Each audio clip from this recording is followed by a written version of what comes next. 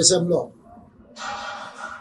దళితులు, గిరిజనులు, ఆదివాసీలు, బలహీన వర్గాలు, మైనార్టీలను దృష్టిలో పెట్టుకొని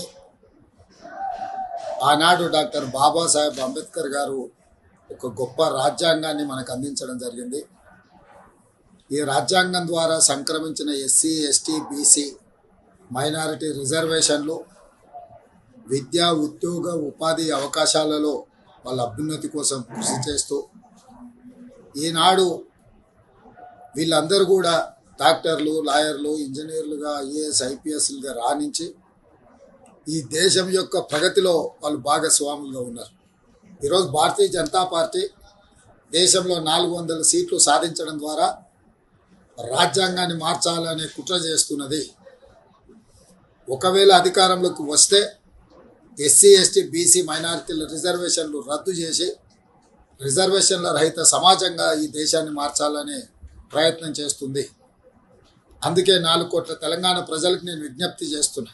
తెలంగాణ సమాజం అందరూ కలిసికట్టుగా కాంగ్రెస్ పార్టీకి, శ్రీమతి సోనియా గాంధీ, శ్రీ మల్లికార్జున్ ఖర్గే గారు, శ్రీ రాహుల్ గాంధీ గారి నేతృత్వంలో ఎన్నికల బరిలో దిగిన ఇండియా కూటమిని గెలిపించడం ద్వారా ఎస్సీ, ఎస్టీ, బీసీ, మైనారిటీ రిజర్వేషన్లను కాపాడుకోవడం, మన రాజ్యాంగ స్ఫూర్తిని డాక్టర్ బాబాసాహెబ్ అంబేద్కర్ గారు ఇచ్చిన ఆలోచన విధానాన్ని ముందుకు తీసుకెళ్ళాలి.